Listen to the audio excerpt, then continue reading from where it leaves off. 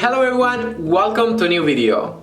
Today we will be discussing a very important topic if you are considering to have a car, which is that is it better to buy your own car or should you instead lease one? You will find these answers in this video, but before we start, let me give you a brief overview of what will be discussed today. Firstly, we'll be having a look at what leasing is, in case you don't know, very quickly. Secondly, we'll be comparing the cost of leasing versus owning a car. Thirdly, I will be giving the pros and cons of each option. And finally, I will be giving my personal conclusion and opinion on which is the best alternative. So that said, and after you have hit the like button, let's begin with the video. Leasing a car essentially consists on renting a car for a limited period of time. Usually these contracts are done for periods between 2 to 5 years. During this time, you pay a monthly fee to be able to drive the car, and at the end of the contracted period, you have two options, generally speaking. You can return the car or you can pay to keep the car. And I think that I don't need to explain what buying a car is because we all know. So with that in mind, let's begin, let's do the analysis and let's check which of the two options is the best one.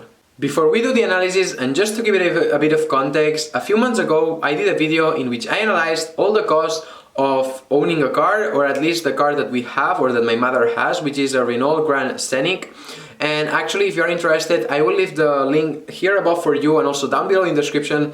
And also you can check it out if you want to know more in detail all the numbers, because here I will just be quickly summarizing the different costs of maintenance, like insurances and so on. But if you want a much more detailed thing, then you can go to this video. Although online I could not find any leasing of a Renault Scenic, I will also be using the data from this car, since this is first-hand, reliable information of what I know that you spend, or at least you can spend on having a car with everything included. Going back to the leasing thing, the most similar one I could find was a Seat Arona, which is quite similar in terms of size and price. It is true that it only has 5 seats instead of 7, but I think that it can be a pretty good thing to compare with. As we can see in the screen, buying the Renault Grand Scenic new would cost 17,181 euros and the Seat Arona instead around 17,670 euros. So almost the same, although I must say that both of them include small things like written in which they say that these prices only apply with promotions, what we all know that probably in the end both of them end up being a bit more expensive than what it says here. Now in terms of comparison, we will start with the Renault Grand Scenic, which would mean that basically you would buy your own car. And as I already mentioned before, I will be quickly going through the different numbers since you have them much more explained in detail in the video that you have down below in the description. We have that we bought this car brand new 11 years ago for 18,000 euros, and we also have that throughout these 11 years we had in expenses 5,306 euros and 23 cents in terms of maintenance of the car and reparations.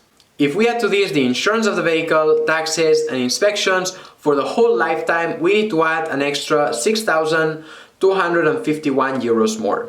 Adding all of these expenses that I mentioned for 11 years of owning your own car, we see that you spend in total 29,521 euros and 23 cents. And if we divide this yearly, we see that we spend on average 2,683 euros and 75 cents a year to own a car.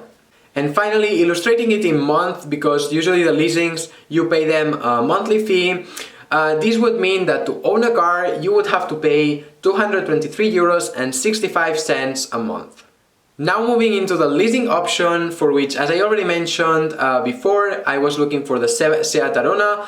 I have found different options for Spain, and I chose Spain because it's the same country where we had this Grand Scenic that we were comparing, and in order to be able to fairly compare both options of owning and leasing.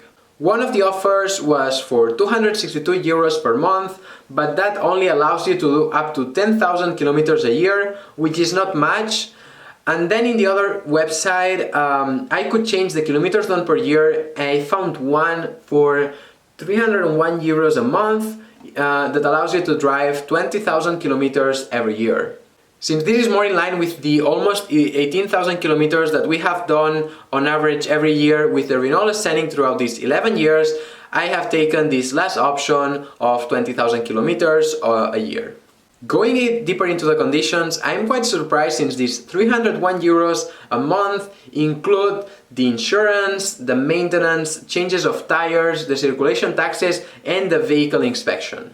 Therefore, it means that these 301 euros a month already include all the fixed or expenses that you can have associated with a car, and therefore it can be compared to the ones that we saw before of the Renault Grand Scenic, so owning a car. We said before that our average cost per month of owning a car was of 223 euros and 65 cents a month. On the other hand, leasing the Seat Arona would cost us 301 euros per month.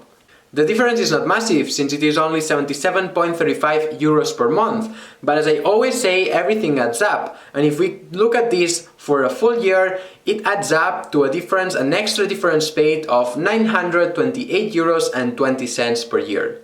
And the crazy thing comes when we check how much extra are we paying leasing a car versus owning one throughout these 11 years.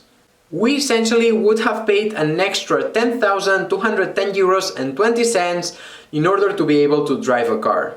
Therefore, we see that leasing is certainly more expensive than owning a car, but now let's check some extra conditions or points that need to be considered.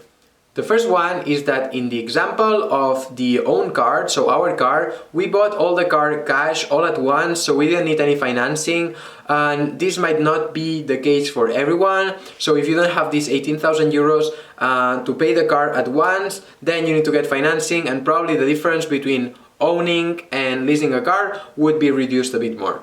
Also, another point to add is that we have been super lucky in terms of reparations, and we have not had any major ones, which also means that if we had had more reparations, then the difference between leasing and owning would have also been reduced.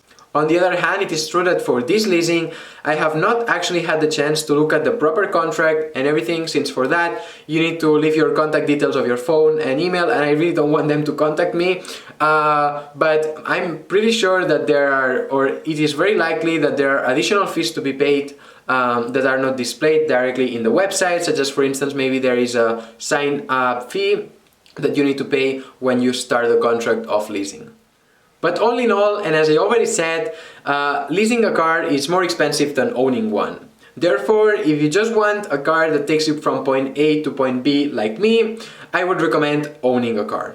Nevertheless, on the other hand, it is true that when leasing a car, you have a brand new car every 3, 4 years, 5 years, whichever time span you use, and you have the experience to be always able to drive a brand or almost brand new car.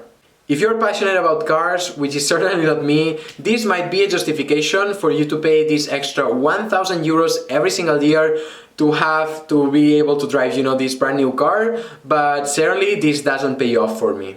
In any case, and as I already mentioned, buying a car is cheaper, at least also from an individual point of view, because when it comes to companies, it could be more beneficial to lease, but we will leave this now since I'm assuming that you are considering leasing or owning for you personally.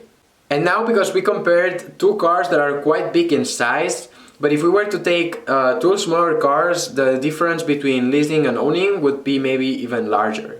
And let's not talk about buying a second-handed car versus leasing, because then the difference would be for sure much larger, and owning a car would turn out to be cheaper. Anyways, I hope you enjoyed the video and that it helped you, or that it helps you make a more informed decision when it comes to deciding between buying a car or leasing one. If you enjoyed it, then please make sure to give it a like, subscribe to the channel if you're not yet subscribed, and as always, see you next time.